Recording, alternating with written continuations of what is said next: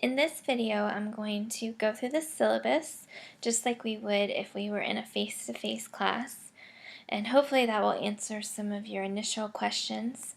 And then if you have additional questions, you can always let me know. Our class is completely online, which means that we are not going to meet face-to-face on campus. However, if you need anything, I am happy to meet with you or talk to you through email or even through a video chat if needed. So I am available to you even though I'm not going to see you weekly. I don't want you to feel like I'm in cyberspace and you can never talk to me. So please reach out to me if needed, and we will find a time to either meet or talk or figure out what you need. So my email is listed right here. I'd like for you to use that if you're communicating with me, because that way I can ensure that I get it. Please don't ever hit reply to the announcements that I send through EDU 2.0, because we've had students do that in the past and professors don't get it. And that's happened to me as well, where I had a student hit reply to that and then say to me, "Why didn't you respond to my email?" I'm pretty good at responding to email. I check my email all day and I try to respond as fast as possible. So if you haven't received a response from me in we'll say a day, but that, I mostly will be faster than that. But if you haven't received a response, please email me again or check and see and make sure you didn't hit reply to that announcement email. Okay, my phone number is on here, but I'd like for you to use email first. I'm in and out of my office a lot. My classes are online this semester. Sometimes I'm out in schools, so there may be several days that I go before I am able to be in my office to check my messages. So if you email me, then I'm going to get it right away, anytime, doesn't matter what day it is or what time of the day it is. So you'll get a much, much faster response. My office is in Main Hall. If we ever do decide to meet, I'll remind you of that, but that's located there too. I don't want to have this video to drag on, so I'm going to skip through some of it that you can read on your own, like the course description and some of the goals. And I want to hit some highlights that I think are important for you to make sure you pay attention to as we start this course. All of your course materials are on ED 2.0, so there's no cost for this course as far as readings and texts. Just make sure that you are reading if there is a reading. There are not many readings for this course. It's mostly playing around with technology. So if there is one, please do read it, because I'm not giving you much, so you shouldn't feel bogged down by reading, at least in this class. You do need to be able to have access to technology for this course. We do have several computer labs on campus, and you may use them whether you're an MAT graduate student or obviously an undergraduate student. So please let me know if you need help finding a computer lab, or if you need the code to access the computer lab to be able to get in the door, because they're there for you. And I don't want you to think that you have to go out and buy a computer just to be able to complete this course. I would like you to use either Microsoft Office or Google Docs if there's a written assignment. Those are the most accessible for me to be able to open and to provide feedback. Microsoft Office, I definitely can use the track changes and the comment feature, and then I also can comment in Google Docs. So either one is fine. If you do choose to use Google Docs, please make sure you change your privacy settings before you send it to me so that I can read it and provide feedback. If you don't change it, then I have to email you. It just takes extra time for you and me before you get your feedback. So make sure you check that. You need to always be checking your Salem email and always be checking EDU 2.0. I send email announcements often, especially if it's an online class, since I'm not there face to face to remind you about something. But you have to read it. Sometimes they get lengthy. I try not to make them very long if I can. But please pay attention to those. I always make sure they're sent to your email, and they also appear in the news feed on EDU 2.0. So you should be able to see them in both places, which means that there's no excuse for not reading them. You can read about the honor code and some of the other policies. Make sure you turn in your assignments on time. However, I'd rather you turn it in late than not at all. The assignments that I've created aren't just to give you work, they're so you learn. And in this course, we're learning about different technologies we can use in the classroom. So if you don't try the assignment, then you won't know about that technology, and then you won't be able to use it in your classroom one day. So it's most important to me that you're participating and trying out some of these tools that I've picked to be part of our class. So it's not just about turning in the assignment, it's about learning from the tool and learning these tools you can use in the classroom. I will take points off for an assignment being late, but again, late is much better than receiving a 0 on the assignment. That being said, communicate with me. We're all humans. We all have issues that happen.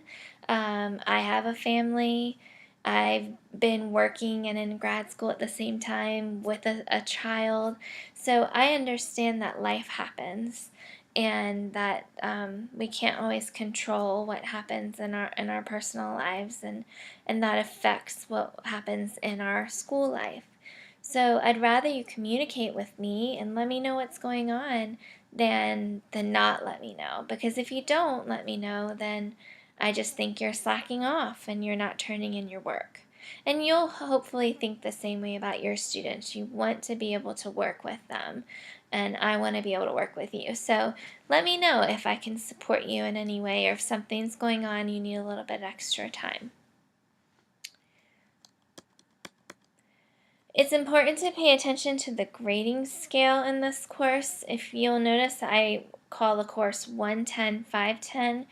That's because we have both undergraduate students and MAT graduate students in this course. So while we're all equal in the fact that we are learning to be teachers, some of us have more experience than others, but we're still all trying to get our license to teach.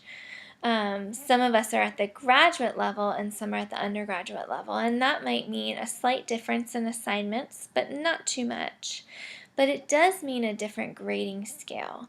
And the only difference is that at the graduate level, there is no D.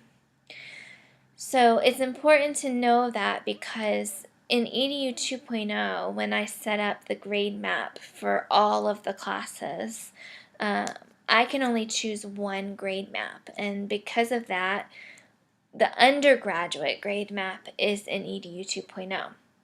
So that means that there is the possibility of you earning a D on an assignment. I hope that doesn't happen. But if it does, those at the 510 level just need to remember that the final grade, if it is a D, or it's below a C, then it is considered automatically a failing grade. It's an F. Whereas at the undergraduate level, you do have the option to earn a D. I hope that you don't. So just pay attention to that. So if you see a D at the EDU 2.0 and you're at the 510 level, when your final grade is posted online in My Salem or Power Campus, it will say an F. Most importantly, let's talk about the assignments and the schedule. So there are a couple categories of assignments that will contribute to your overall grade. The one that has the largest weight are the technology projects and reflections, because those are the meat of the course. We want to explore different technology to be used in our classrooms one day. And you'll see I've broken down some of the things that we're going to do, some of the bigger explorations that involve a little bit more work on your end will weigh more, and then there'll be some that you just reflect on it, and that'll all go together in this reflections on tools. In addition to that, you're going to have some field experience, and what that means is you're going to have some opportunities to go into classrooms to start learning what it's like to be a teacher right now. If you're already in a classroom as a teacher assistant or a lateral entry teacher, I will work with you and we'll figure out how we're going to do that. I do still want you to visit other classrooms because we learn from other teachers and it's helpful not to see the same thing every day, but we'll work that out. Our new policy in this education department is that you will be assigned a place to observe. I have not received our assignments for this course yet. We are supposed to receive them by September 1st. So much more information is coming. So if you'll just put that in the back of your mind right now, and then once I have our placements, I will work with you to place you in the best place based on who you are and what you're doing right now. So that is coming. So we'll have a variety of schools. I'll have a placement for each person in the course. And I will let you know that, and I'll tell you what I expect of that once we get there. I will tell you now that in 110, you will have one observation. That just means one visit to a school to observe one lesson, so not very much. If you're in 510, you'll do that 2 times, and that's mostly because you don't take another course that the 110 people do, so you're going to do one more time. So we have the least amount of field experience in this course because we're the very first course you take, or that you're supposed to take. Not everyone takes it first in the progression of courses in the education department. So we do the least amount of field experience. However, that's just for going out into the classrooms. I have added additional field experience for this course through videos. So you'll also have videos of teachers teaching using technology to watch and reflect on. I think there are 6 of them, and they'll sometimes be associated with what we're learning that week, and sometimes they'll just be technology, but I really think this is a great addition to the course because sometimes when you go out to visit classrooms, the teacher isn't using technology. And that's either a good thing because the lesson doesn't need it, or it's not a good thing because the teacher just never uses it or doesn't know how to use it, or they don't have any technology, or so whatever the reason, you don't always get to see it. So these videos, you'll get to see it, and I think that is something that's important for you as a future teacher. Those are going to be work at your own pace. Most of the assignments I do not want you to work ahead because I need to show you how to use the tool. But however, the technology videos, if you want to work ahead, maybe you know something's coming up and you want to go ahead and get it done, you may do that. So I'll talk more about those in a follow-up email. But that is one assignment that you may work ahead. And then in the semester, you will have a larger assignment called our Annotated Resources assignment.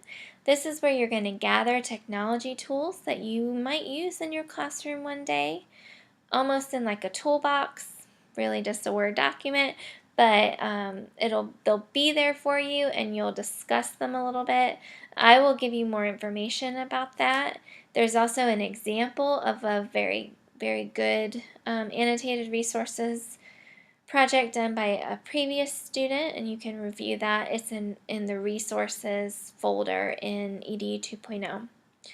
But that will come. But just be thinking about that in the back of your head, that you are going to be gathering 20 resources.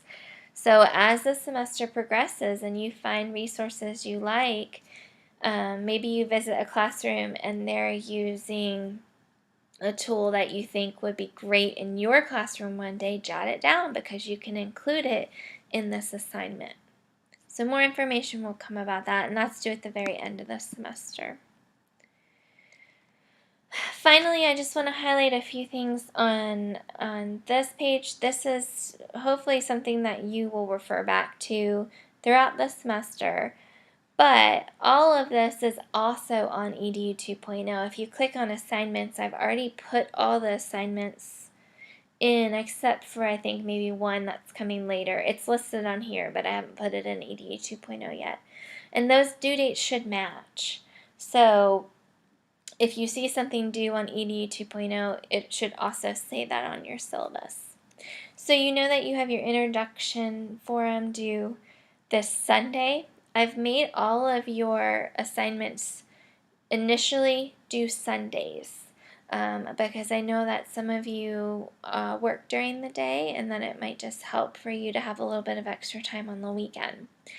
There are some instances where something's due in the middle of the week, and that's usually if it is where maybe we did an assignment due Sunday, and then I asked you to comment on a classmate's post by Tuesday.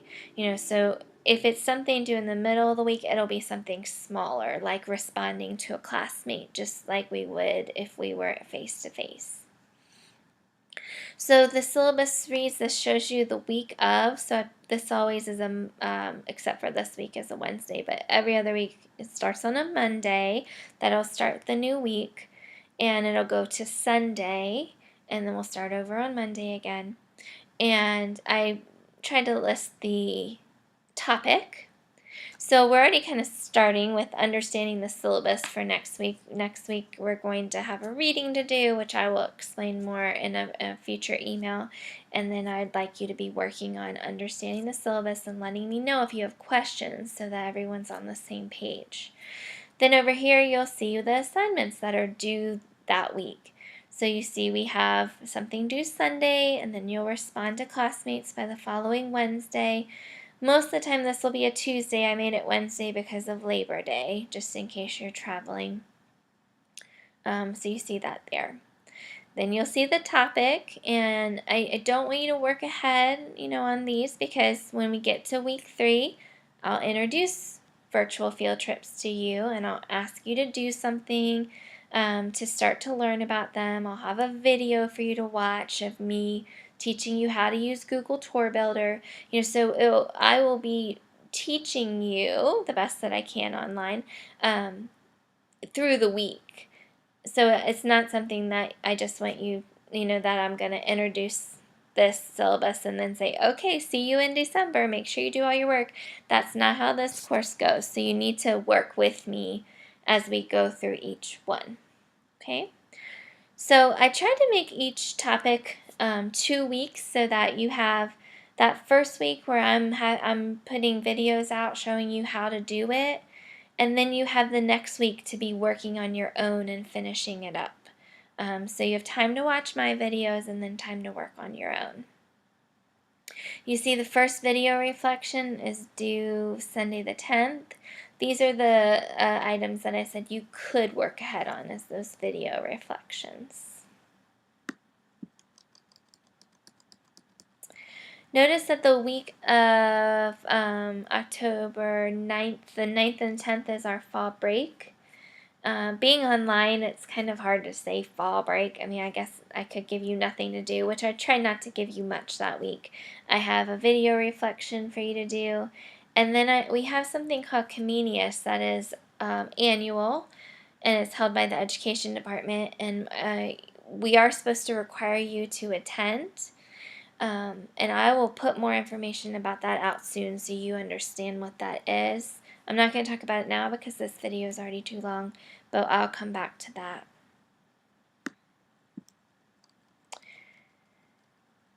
Okay, so that's how you read the schedule. Just know that this is our topic, this is what is due. I will send out reminder emails about this every week, sometimes multiple times a week. So this is not something that you have to remember everything.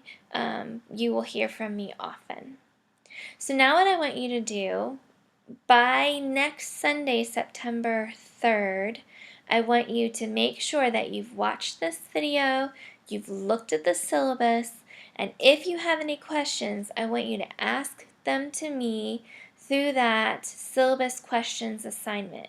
And I want you to do it there so that I can answer it where everyone can see it. That way, if a classmate has the same question as you, or a classmate didn't think to ask that question, your classmate can see my answer, and that way we all are on the same page even though we're not in the same room together. Okay, so please do that by next Sunday and let me know if you have any questions.